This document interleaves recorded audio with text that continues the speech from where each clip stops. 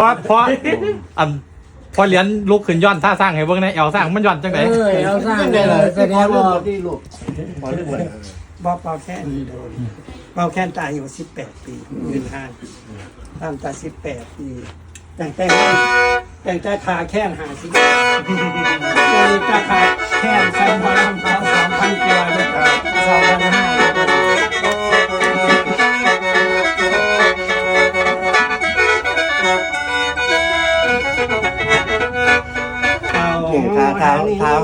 ทาว่าย้อน เป็นหน้าพระพอจ่าเจียวย้อขันพ่อจะน้องขันพ่อแกหน่อยสิปล่อยตัวบ้างมาลูกร่างเรากระชังทั้งสองมาน้องสิบอกมาสั่งนี่จะได้บางใส่กระบาสงสารหน้าปัดหน้าทำหลังใจนางจ้องวางเยี่ยมถ่ายได้ถ่ายไม่แล้วแต่น่าสวยได้ถ่ายไม่แล้วแต่น่าสวยด้วยให้มึงจะไม่ความลำมองเล่นต่อทางรักทำไมก็มองหัวใจป่วยดังจะนอนใหม่แค่ไงจะมีย้อนรอสิขาดคำสอนว่าในคดีทุกโลกนี้กับบ่ทอทำลาทุกโลกนี้กับบ่ทอทำลาใครหักกระเด้งติดไหลบ้างความเป็นผ่านเป็นรักพวกเก็บใช้งานรอระดำย้ำทันเที่ยวขอทุกระดำย้ำทันเที่ยวขอมาน้องเสียบาหลูตอนมอบาไปใช้น้ำจีบห้องยิ้มน้อยพอยิ้มน้อยพอ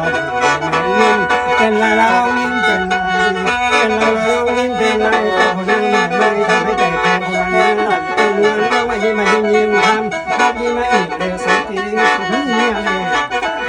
หรือว่านี่พอเร็วรับเอวเลยกินเส้นมายิ้มทำแล้วมาตีขิวเนี่ยเดี๋ยวไม่ได้เนี่ยเอาตัวเป้าอีกคนลงมาดีไปคนมาก ไอ้พ่อไปกับ มันสุดเสาเนี่ยสุดเสาไอ้เบิ้งจังบัดนะ นั่งเป้ามาเนี่ย นั่งเป้าก็ได้ เรา นั่งเป้า เป็นอีพอกับมัธภาพ เมื่อสภาพคือเมื่อสภาพเนี่ยไปหมู่บ้านเขา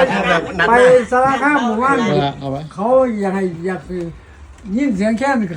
ไปแสดงบ่ได้ย้อนหรอก นายเป็นนักแข่งตัวไปลูก จิตนาแต่ละมุสลิมเขากับผู้จักพอมาจิตนา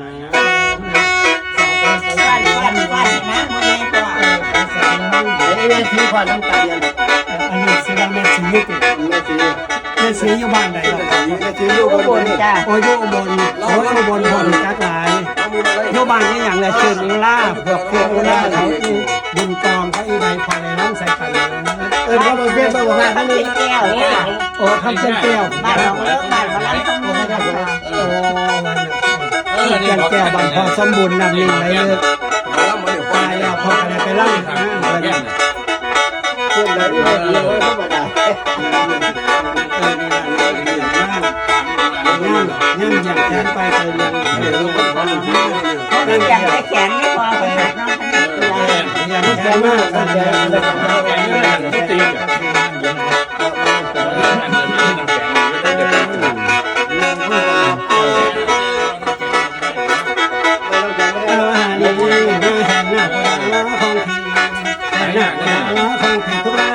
สื่อสารน้ำมัน ขันเดินจอหลอดมาพันขันเดินจอหลอดมาพันขมาสุกำเพลงถึงลอยเพลงลองใส่ทำเพลงเยอะไปเดินเพลงลองใส่สอบเพลงให้จงอยู่ห้องนอนเสียงแต่